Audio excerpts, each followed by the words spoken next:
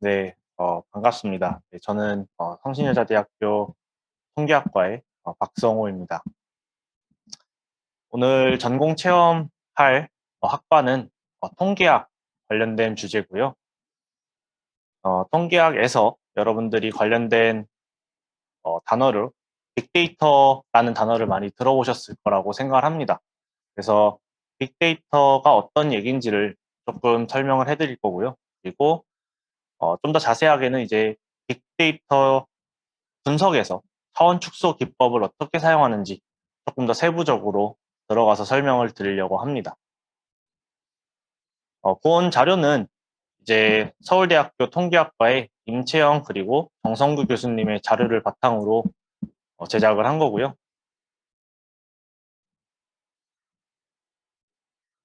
여러분들 다들 화두가 되고 있는 단어들을 알고 있을 겁니다. 예를 들면 인공지능, 또 딥러닝, 4차 산업혁명, 데이터 사이언스 이런 단어들을 한 번쯤은 접해보셨을 거라고 생각합니다. 혹시 여러분들 이런 단어를 들었을 때 어떤 이미지나 또는 단어 같은 게 떠오르는지 한번 말씀해 주실 수 있을까요? 네, 편하게 말씀하시면 됩니다.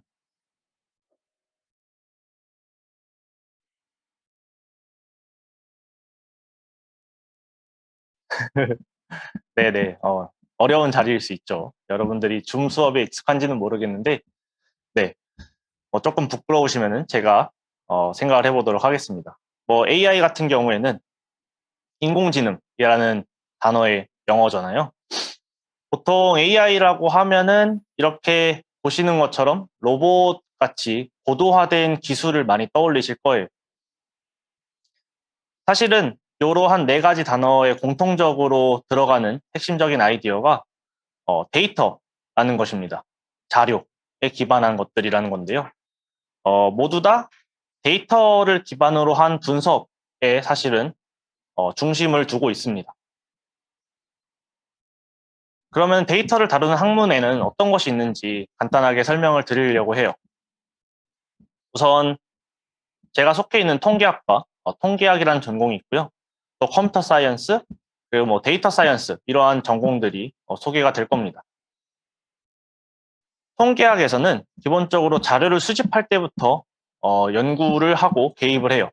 그리고 분석하는 방법들도 통계학적인 방법들을 사용하게 되고, 그다음에 의사결정까지 이루는 데 다양한 절차를 통계학에서 다루고 있습니다. 컴퓨터 사이언스, 컴퓨터 공학과라고 보통은 얘기를 하는데요. 여기서는 통계학하고 공통점이 많긴 한데 차이점으로는 이제 컴퓨터 공학에서는 직접적으로 분석에 사용되는 컴퓨터와 관련된 어떤 알고리즘이나 혹은 어떤 방법론 자체를 이론적이나 실험적으로 밝히는 학문이라고 볼 수가 있습니다. 요즘에 우후죽순으로 이제 미국에서부터 여기 한국까지 새로 생성되고 있는 생성되는 학과들이 있어요. 이게 다 데이터 사이언스를 이름으로 가지고 있는데요.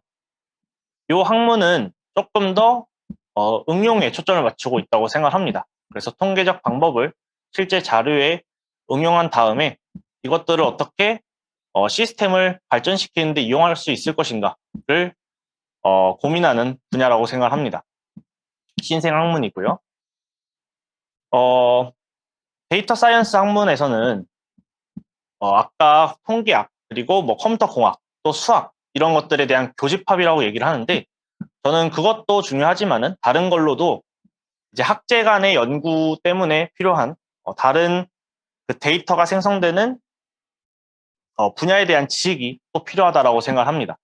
예를 들면은 어, 생명정보학, 바이오 인포메틱스라는 단어를 가진 생명정보학이라는 분야가 있는데 그 분야는 생명 자료로부터 얻어지는 데이터를 분석하는 학문이에요.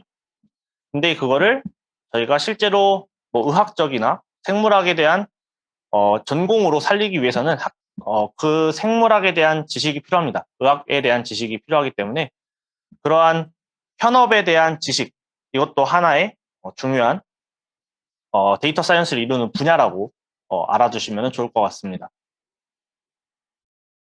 그럼 데이터 사이언스를 이루는 전공에 이제 통계학이 있는데요. 그럼 통계학의 역할은 무엇이냐? 통계학은 기본적으로 모든 방법론을 개발하는 데 개입을 할 수가 있습니다.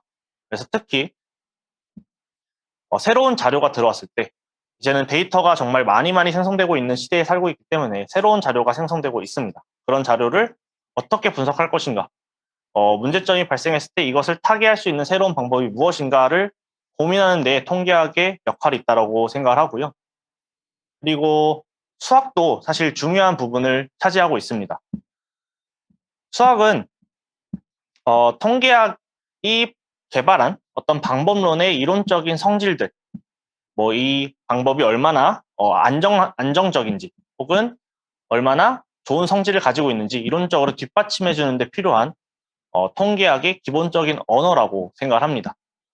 그래서 통계학에 관심이 많으신 분들은 수학에도 좀 관심이 많았으면 더 좋은 공부를 할 수 있을 것 같아요. 소위 현재 이제 빅데이터 시대에 살고 있다고 많은 분들이 알고 있을 겁니다. 빅데이터라는 것은 단순하게 정말 큰 자료를 의미하는데요. 얼마나 큰 자료를 지금 저희가 생성하고 이번 세계에서 받아들이고 있는지를 보여드리면은 이 자료는 이제 2019년도에 만들어진 자료입니다. 그래서 벌써 약 2에서 3년 정도가 지난 구형 자료가 될 수도 있지만은 이때 예측을 보면은 여기는 많은 숫자들이 다 하루 만에 얼마나 많은 자료들이 생성되는지를 요약한 숫자거든요. 여기 테이블이 조그맣게 보이실 겁니다. 이거는 잘 안 보이실 텐데 제가 말로 설명을 드리면은 그 데이터의 자료의 크기에 대한 단위예요. 보시면 뭐 킬로바이트도 있고요. 메가바이트, 기가바이트 위에는 이제 테라바이트죠. 테라바이트 위에는 잘 안 쓰는데 일상생활에서는 뭐 페타바이트, 에타바이트, 제타바이트, 요타바이트 뭐 이렇게 더 큰 단위가 있습니다. 테라바이트, 기가바이트의 관계는 이제 기가바이트가 1000기가바이트가 모이면 대충 1테라바이트가 되는 그런 1000배의 관계를 갖고 있는 거죠. 나머지 단위들도 다 1000배씩 하면은 한 단위가 올라가는 거라고 생각을 하시면 되는데요. 맨 오른쪽 위에 있는 여기 463 에타바이트. 에타바이트는 다시 말씀드리면은 테라바이트의 1000배의 1000배입니다. 463 에타바이트가 이제 2025년도에는 매일매일 생성되는 자료의 양이라고 예측을 하고 있어요. 그러니까 향후 한 3년 후면은 463 에타바이트가 전 세계에서 매일매일 축적되는 자료의 양인 겁니다. 여러분들 페이스북 아마 사용하실 텐데 4페타바이트, 테라바이트의 1000배 단위가 페타바이트고요. 4페타바이트의 자료의 양이 매일매일 페이스북에서 생성이 되고 있고 그 자료의 형태는 여기 스몰 m으로 써 있는 작은 m은 그 밀리언입니다. 100만. 그래서 이게 3억 5천 장의 포토가 매일매일 갱신되고 있고 또 여러분들이 페이스북에 올라오는 비디오 시청 시간이 뭐 1억 시간에 달한다고 해요. 또 트위터를 하신다면은 이것도 5억 개의 트윗이 매일매일 생성되고 있다고 합니다. 그래서 그만큼 많은 자료가 축적되고 있고 저희가 또 분석할 만한 자료가 이렇게 생성되고 있다라고 생각하실 수가 있을 거예요. 그래서 빅데이터 시대 현재에는 근 2년간에 생성된 자료가 사실 전 세계에서 현재까지 누적된 90%의 자료를 다 차지한다라고 합니다. 그만큼 현재 자료가 더 많이 생성되고 있고 더 빠르게 생성되고 있는 것을 알 수가 있는 거죠. 아까 말씀드린 것처럼 자료의 단위도 기하급수적으로 늘어나고 있어요. 네, 지금은 요타바이트까지 어디서 쓰는지는 저도 모르겠습니다만은 이런 큰 단위도 있다라고 해요. 그래서 매일매일은 이렇게 2.5 엑사바이트, 네, 엑사바이트는 테라바이트의 1000배의 1000배인 겁니다. 자료가 생성되고 있다고 합니다. 이 빅데이터 시대의 자료의 특징은 과거의 자료와는 조금씩 달라지고 있어요. 성격이 조금씩 달라지는데요. 우선은 전통적으로 숫자의 형태의 자료를 많이 관찰했다고 생각해 볼 수가 있습니다. 예를 들면은 뭐 의학 자료를 여러분들이 간단하게 생각해 볼 수가 있어요. 여러분들이 진료를 받았을 때 뭐 신장, 그리고 체중, 뭐 혹은 BMI, 뭐 간 수치 이런 것들이 하나하나 숫자로 조그맣게 각 사람마다 관찰이 됐다고 생각해 볼 수가 있는데요. 요즘에는 이러한 자료 형태뿐만 아니라 다른 형태도 관찰이 되고 있습니다. 가령 여러분들이 인스타그램에 올리는 사진들, 이미지 자료들도 다 새로운 자료의 형태고요. 비디오, 뭐 페이스북이나 뭐 인스타에 올리는 쇼츠 같은 짧은 비디오들도 다 분석의 대상이 될 수가 있습니다. 그리고 여러분들이 통화하는 기록들을 다 통신사에서들은 가지고 있거든요. 이런 것들을 사용자의 패턴을 분석하기 위해서 음성 자료로 활용할 수도 있겠죠. 그리고 뭐 페이스북이나 트위터에 여러분들이 올리는 글의 형태도 새로운 자료의 형태일 겁니다. 뭐 워드나 텍스트 형태로 기록되는 게 아니고 페이스북, 트위터에 맞게 기록되는 자료들이 있을 텐데 그런 것들도 모두 다 빅데이터 시대에 새롭게 발견되는 새로운 형태의 자료인 거죠. 그리고 또 자료가 기록되는 속도도 이제 많이 달라졌습니다. 기존에는 주기성을 가지고 뭐 어떤 시점에서만 기록을 하겠다라고 수동적으로 기록을 했다라면은 이제는 실시간으로 사용자의 패턴에 따라서 기록되는 자료를 볼 수 있고요. 빅데이터의 유형을 생각해 보려고 하는데요. 빅데이터라는 거는 여러분들이 보통 이렇게 앞에서 봤던 것처럼 그냥 자료의 양이 많을 거다라고 생각하는 게 대부분일 수 있습니다. 조금 더 구체적으로 가면은 그 부분뿐만 아니라 다른 부분도 있어요. 우선은 대용량이다. 이게 바로 누적된 자료가 많다. 뭐 혹은 표본의 개수가 많다. 이렇게 생각해 볼 수가 있고요. 고차원이라는 거는 분석해야 될 변수가 많다라고 할 수가 있습니다. 그러니까는 빅데이터라는 측면은 두 가지로 볼 수가 있는데 관측된 표본의 수가 많다거나 혹은 분석해야 될 변수가 많다거나 라고 생각해 볼 수가 있어요. 그래서 이 두 가지 측면에서 현재 관측되는 자료들은 다 빅데이터성을 가지고 있다라고 말할 수가 있습니다. 오늘 이제 전공 체험으로 다뤄볼 빅데이터 중에 하나는 이미지 자료를 한번 생각해 보려고 합니다. 이미지 자료가 어떤 식으로 데이터로 구성되어 있는지 사실 처음 생각해 보면 잘 감이 안 옵니다. 그래서 여러분들이 사실상 근데 잘 알고 있는 형태의 자료예요. 그래서 그거를 보여드리려고 설명을 좀 하려고 하는데요. 우선 오른쪽에 보이는 이미지, 요 박찬호 선수의 이미지가 있는데 요 이미지는 총 가로 250 그리고 세로 250 줄에 픽셀들로 이루어져 있습니다. 그래서 가로 세로 곱하기를 해보면은 62,500개의 자그마한 픽셀들로 이루어진 이미지인 거죠. 그리고 요 이미지는 보시다시피 칼라 이미지예요. 흑백 이미지가 아니기 때문에 칼라 이미지고요. 칼라 이미지는 색상을 어떻게 기록을 하냐면은 RGB 값을 각각 기록을 해놓습니다. 그래서 R은 레드, G는 그린, B는 블루라고 해가지고 예를 들면 첫 번째 픽셀의 RGB 값이 이렇게 0.392, 0.169, 0.306 이렇게 기록되어 있다라고 생각해 볼 수가 있어요. 이 숫자들은 각 색상이 얼마나 진하게 들어가 있는가를 나타낸다라고 보시면 됩니다. 그래서 첫 번째 픽셀은 빨간색이 0.392 정도로 들어가 있고 그거랑 녹색을 0.169, 파란색을 0.306 정도 섞어가지고 하나의 색상을 여러분들이 인식할 수 있는 픽셀로 만들어주는 거고요. 그 픽셀들이 촘촘하게 쫙 모여가지고 이제 62,500개가 250 곱하기 250으로 배열이 되면은 여러분들이 인식할 수 있는 어떤 이미지가 나온다라는 것입니다.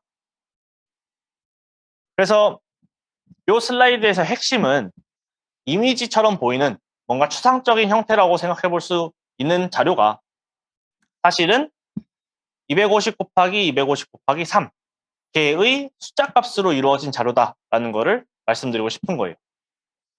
이 숫자는 이제 0부터 1 사이에 있는 값이라고 보면 되고 이런 것들을 모아놓은 거다. 그래서 저희가 분석해 볼 자료는 요런 이미지가 1000장 있다라고 생각하시면 됩니다. 이렇게 그 일부를 여기에 가져왔는데 요러요러한 사람들의 이미지가 1000장이 되어 있다라고 생각하시면 되고 한마디로 이런 것도 자료에 분석할 그 변수가 많은 18만 7,500개로 변수가 많은 빅데이터라고 볼 수가 있습니다. 그러면은 이러한 이미지 자료를 어떻게 저장해서 분석을 하는가 이런 것도 사실 구체적으로 어떻게 되어 있는지는 와닿지 않을 겁니다. 설명을 좀 해드리려고 하는데요. 예시 그림을 하나 가져와 봤습니다. 여기 9 곱하기 9 나무가 그려진 그림이 있는데 이 그림을 저희가 이렇게 행렬, 네모난 테이블 형태로 저장하지 않고 저희가 컴퓨터에 저장할 때는 벡터로 쭉 한 줄로 나열해서 저장을 할 겁니다. 여러분들이 벡터라는 단어를 혹시 고등학교 때 들어보셨나요? 네. 벡터라는 것은 뭐 길이랑 방향이 있다. 뭐 이렇게 처음에는 배우셨을 텐데 사실 여기서는 그렇게 어려운 얘기를 하는 게 아니고요. 이미지 자료는 아까 봤듯이 네모난 형태로 저장이 되어 있는데 그게 아니고 그냥 늘어났다라는 의미로 벡터화라고 합니다. 왜냐하면은 벡터의 좌표를 여러분들이 생각해 보면은 뭐 2,3, 뭐 2,3,4 이렇게 옆으로 늘어놓잖아요. 그래서 이것도 벡터화라는 거는 그냥 옆으로 늘어놓겠다라는 단어로 써 있다고 생각하시면 되겠습니다. 그래서 저장할 때는 요 9 곱하기 9 이미지의 첫 번째 줄, 두 번째 줄, 세 번째 줄, 네 번째 줄을 쭉 연결해서 하나의 행으로 이렇게 밑에 보시는 자료처럼 쭉 81개의 차원을 가진 벡터로 저장을 합니다. 그래서 요거를 행렬, 여러분들이 행렬을 배우셨을지는 모르겠는데 행이라는 거는 줄, 한 줄 한 줄을 얘기하는 거고 열은 세로로 된 줄을 의미하는 거죠. 그래서 행렬의 자료를 하나의 긴 벡터로 만들었다라는 의미입니다.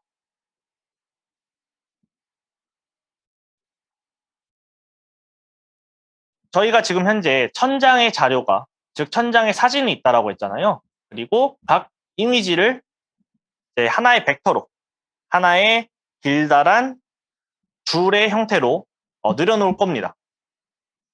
그러면은 이 1000장의 이미지를 각 줄마다 쌓아서 자료를 저장하면은 1000줄이 될 거고요.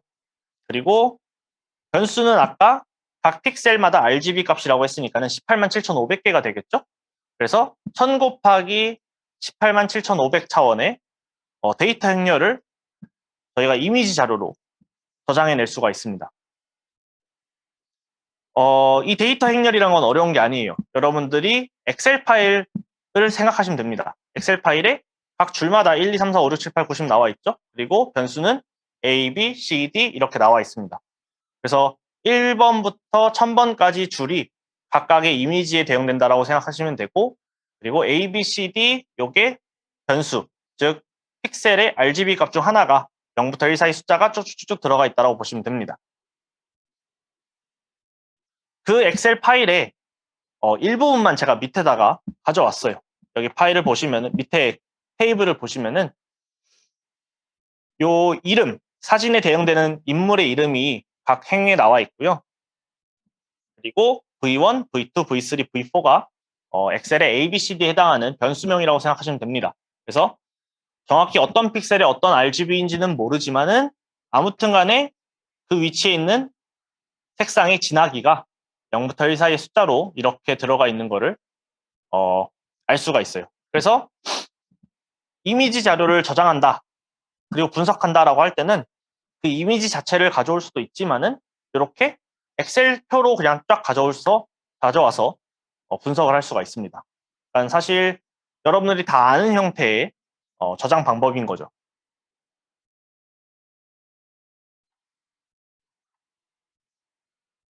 이 자료를 어떻게 분석할 것인가? 제가 아까 처음에 말씀드렸다시피 차원 축소라는 기법을 설명을 드릴 건데, 그걸 하기 위해서 데이터에 대한 기하학적인 이해를 해보려고 합니다. 시각화를 위해서, 여러분들이 이해를 돕기 위해서 첫 번째 2개의 변수의 값만 가져올 거예요. 그래서 첫 번째 픽셀에 뭐 RGB 중에 하나의 값을 X축에다 놓고, 다른 값을 뭐 Y축에다 놔가지고 XY 콤마로 쌍으로 두 변수만을 가지고 천장의 이미지를 여기 그래프에 그려보았습니다. 그러니까 각 점은 하나의 이미지에 대응되는 거고, 그렇기 때문에 1000개의 점이 나와 있는 거겠죠. 이 자료를 제가 X축으로, 이 수평축으로 정사형을 해보겠습니다. 정사형이란 건 무엇이냐면은, 쉽게 생각해서 여기 X축에다가 정사형 한다고 했으니까는 등을 이렇게 들고 X축에다가 빛을 내리쬐는 거예요. 빛을 내리쬐을 때 각각의 점들이 X축에 나타나는 그 그림자를 본다라고 생각하시면 됩니다. 예를 들면은 여기서 요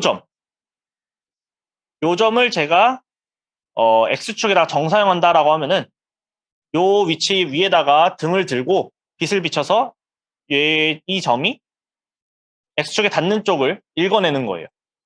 그럼 대충 한 0.5 정도라고 생각을 해보겠습니다. 요 점은 0.5가 그 X축의 정사형한 값이고, 요 점은 정사형을 하면은 대충 한 0.9 정도 된다라고 생각하겠습니다. 그래서 이 1000개를 전부 다 X축에다 정사형을 해서 값이 얼마나 되는지를 읽어내요. 그 다음에 요렇게 각 값이 몇 개나 있는지를 X축에다가 쌓아 올려요. 이거는 여러분들이 아마 중학교 때 배우셨을 히스토그램, 뭐 도수 분포표와 비슷한 겁니다. 예를 들면 0.5 값에는 점이 몇 개나 있었는가, 이걸 나타내주는 그림인 거죠. 0.75에는 뭐 10개 정도가 있다, 뭐 이런 식으로 읽어낼 수 있겠습니다.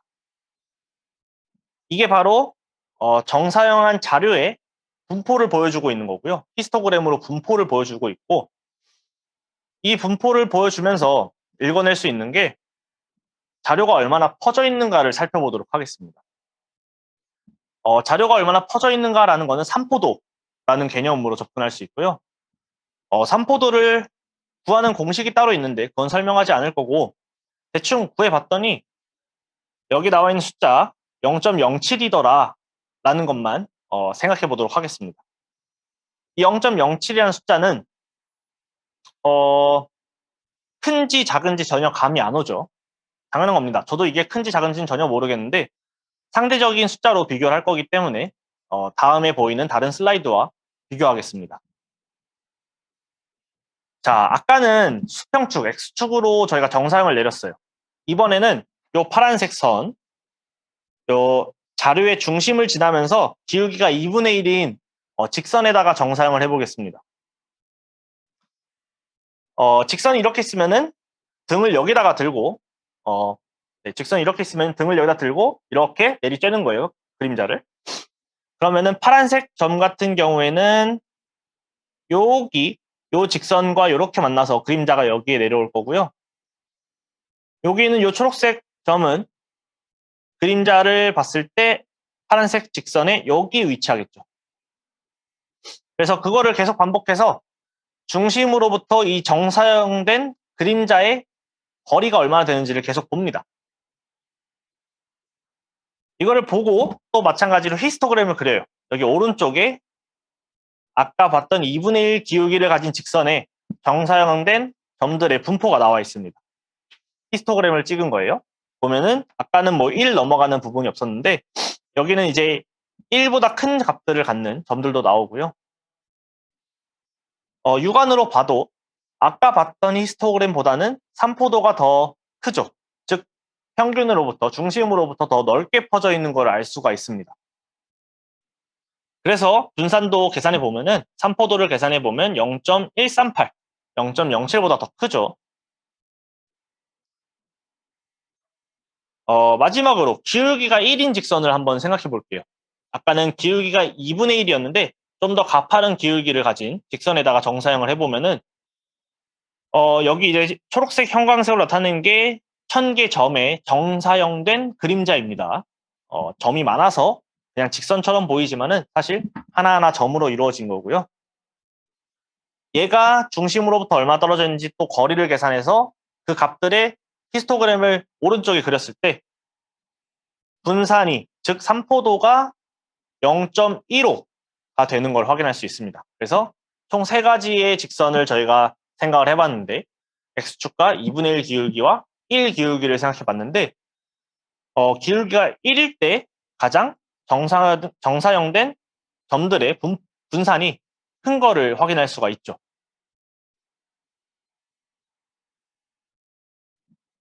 이런 걸 왜 얘기하느냐? 저희가 직선을 여러 가지 생각해 볼 수가 있어요. 아까 말했듯이 뭐 X축이 될 수도 있고요.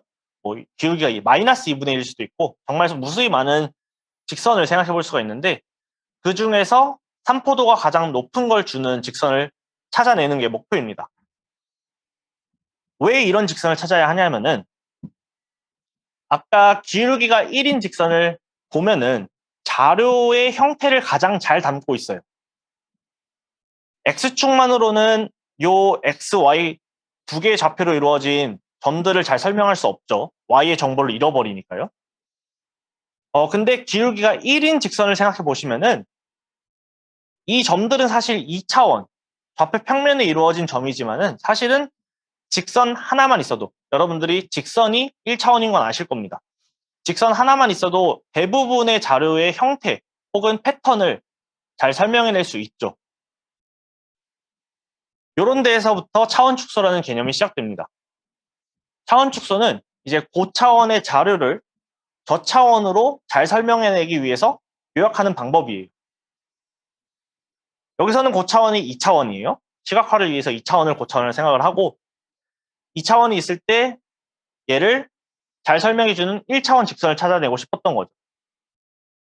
그게 바로 기울기가 1인 직선인 거고 요 직선 같은 것을 저희가 주성분이라고 얘기를 합니다. 주된 성분이죠. 저희가 가지고 있는 자료의 주된 성분이라고 해서 주성분이라고 부르고요. 주성분 분석은 그러한 직선을 찾아내는 통계적인 방법입니다. 그래서 대표적인 차원 축소 기법이다라고 이해하시면 될 것 같아요.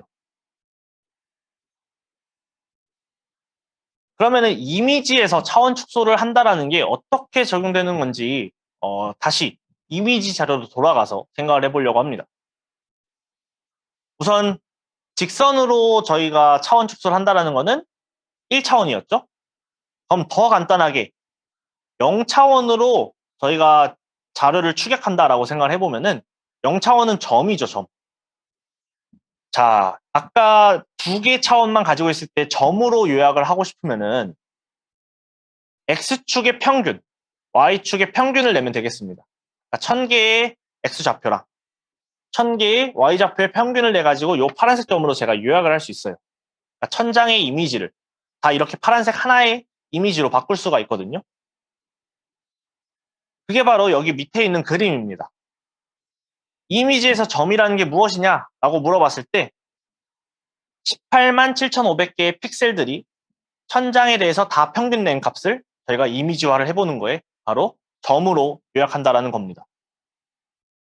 그래서 0차원 차원 축소라고 하면은 이렇게 여러 가지 이미지의 평균이고 그 밑에 요 나와 있는 뭔가 할아버지 같은 그림이 차원 축소된 그림이에요.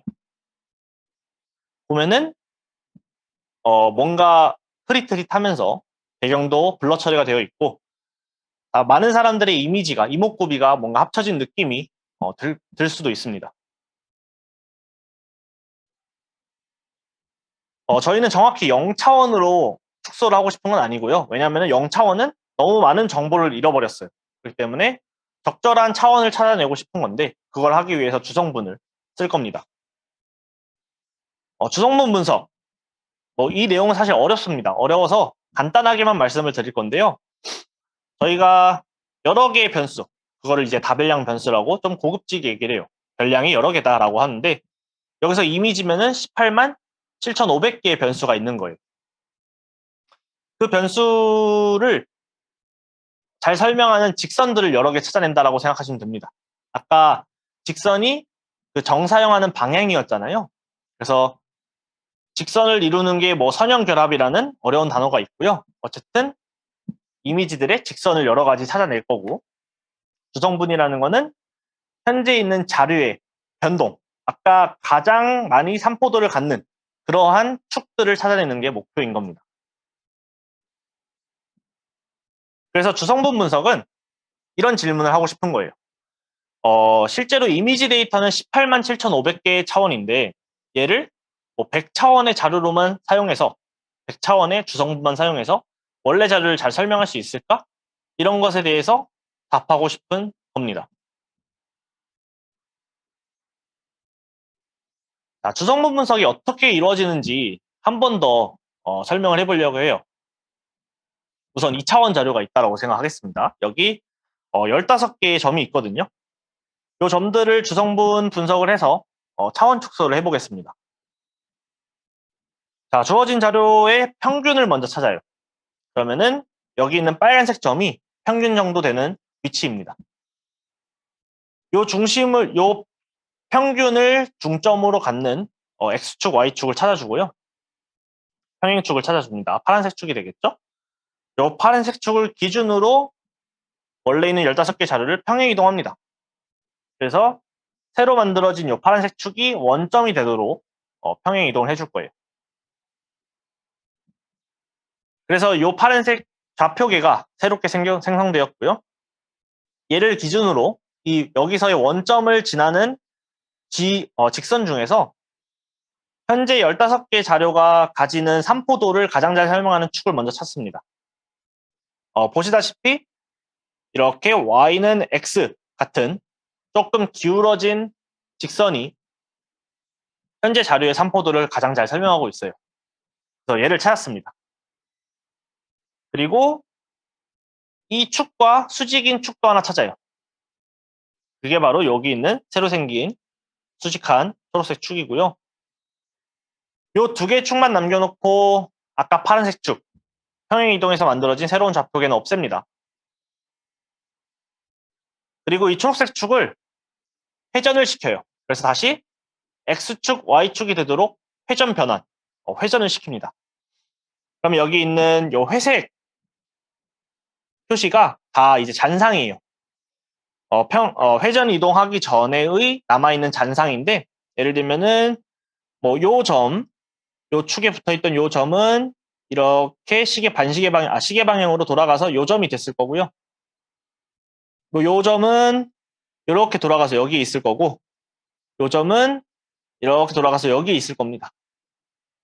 네, 그렇게 회전 변환이 이렇게 되었다고 생각하시면 돼요. 그러면은 요 좌표계, 다시 또 새로 만들어진 좌표계가 주성분을 축으로 하는 좌표계입니다. 무슨 말이냐? 아까 요 현재 X축, 요 초록색 X축이 뭐냐면은 자료의 산포도를 가장 잘 설명하는 축이었어요. 그게 바로 저희가 아까부터 얘기했던 주성분, 주된 성분이었죠. 그래서 주성분으로 만들어진 좌표계를 지금 생성한 거고요. 아까 첫 번째 주성분보다 두 번째 주성분이 당연히 자료의 산포도를 덜 설명합니다. 무슨 말이냐? 이 자료를 보면은 X축으로 더 많이 퍼져 있고 Y축으로 더 적게 퍼져 있잖아요. 그래서 첫 번째 주성분이 가장 많이 설명하고 두 번째 주성분 Y축이 조금 더 덜 설명하는 양상을 보이고 있습니다. 여기서 이제 차원 축소를 어떻게 할 거냐? 현재 자료가 2차원이니까는 이제 1차원으로 줄일 건데요. 두 개 성분 중에서 자료의 산포도를 더 잘 설명하는 게 X축이었죠. 그래서 X축만 남기고 Y축의 정보는 없애버릴 거예요. 그래서 정사형 X축으로 등불을 비춰가지고 그림자를 생성합니다. 생성하는 과정이 여기 있고요. 생성된 점들이 검은색 점으로 나타나고 있습니다. 그래서 이 점들이 이제 Y축은 저희가 무시할 거기 때문에 1차원으로 축소된 좌표를 얘기할 수가 있는 거죠. 이러한 차원 축소를 저희가 이미지에도 적용할 수가 있고요. 지금은 전체 자료가 2차원이었으니까는 주성분도 2개밖에 안 나왔어요. 근데 예를 들어 3차원을 생각해 보면은 3개의 주성분이 나올 수가 있고요. 이미지 자료는 18만 7,500 차원이니까는 총 18만 7,500개의 주성분이 나올 수가 있는데, 그 중에 앞에 좋은 주성분만, 주요한 주성분 몇 개만 사용해서 자료를 근사해 볼 겁니다. 주성분의 정의가 이렇게 나와 있는데, 여기서 핵심적인 거는 간단합니다. 첫 번째는 분산 중 산포도를 가장 잘 설명할 수 있는 직선, 방향이고요. 두 번째는 첫 번째가 설명하지 못하곤 나머지 잔여 분산을 가장 잘 설명하는 직선이고, 세 번째, 네 번째, 다섯 번째도 이렇게 연속적으로 정의가 됩니다.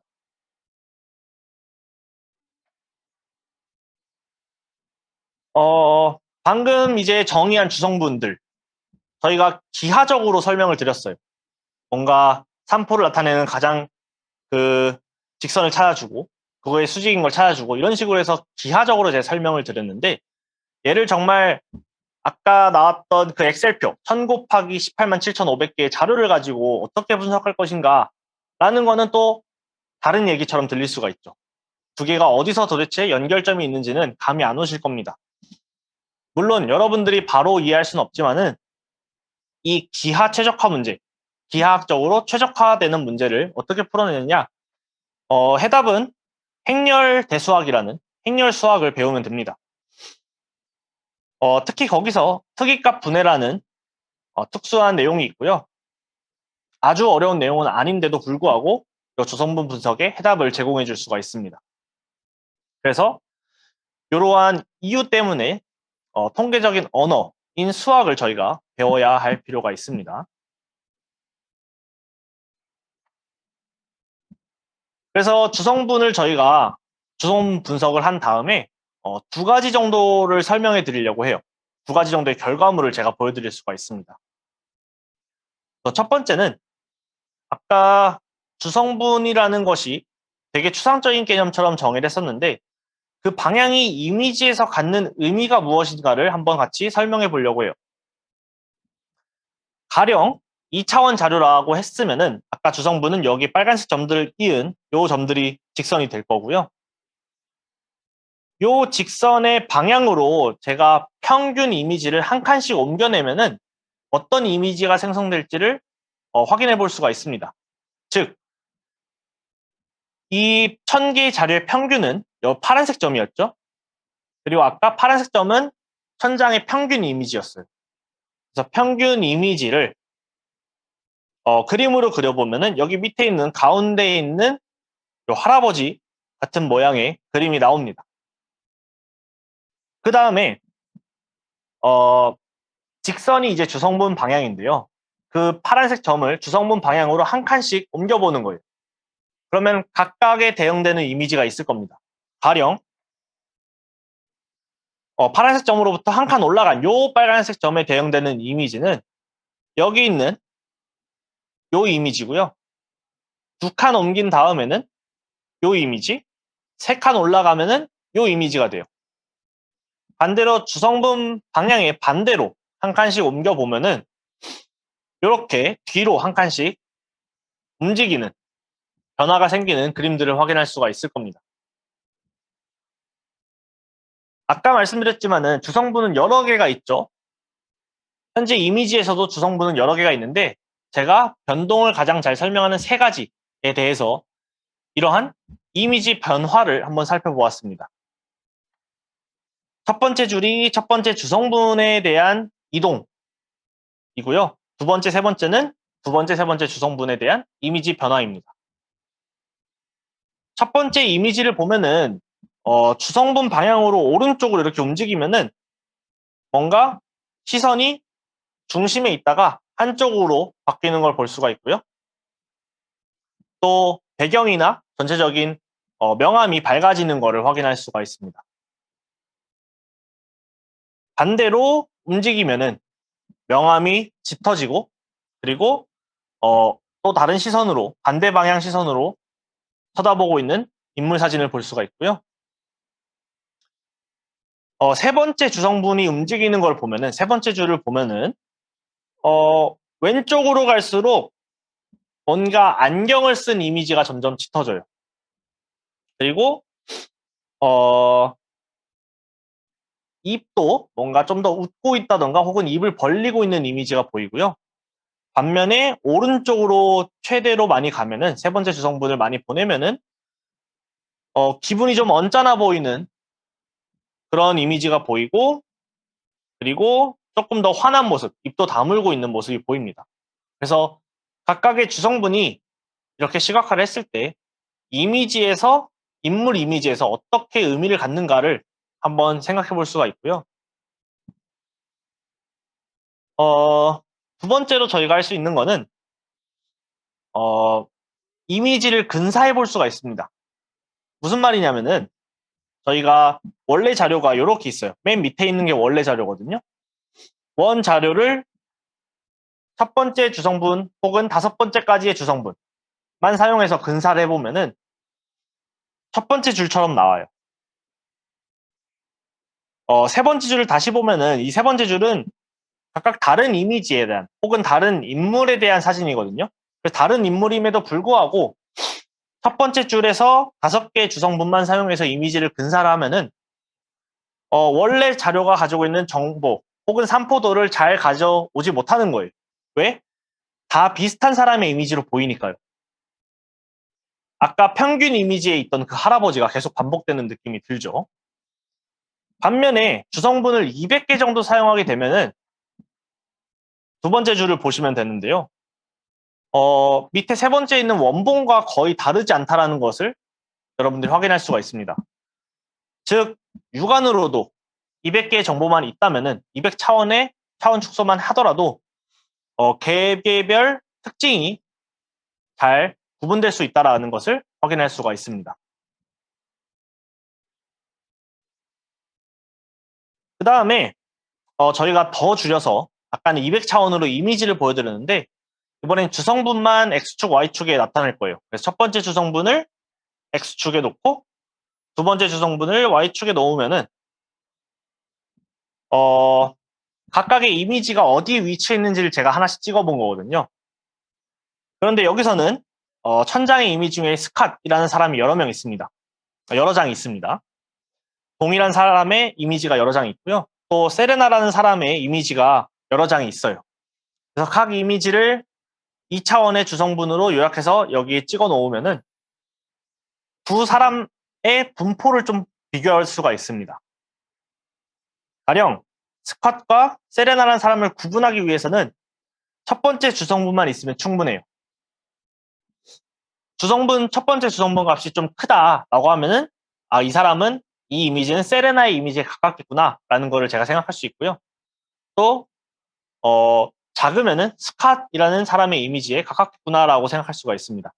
그래서 첫 번째 주성분 값을 이용해서 두 이미지의 그 레이블, 스캇인지 세레나인지 식별할 수 있는 판별 문제, 이게 클래시피케이션이라고 하는데 이런 문제도 저희가 통계적으로 풀어낼 수가 있습니다.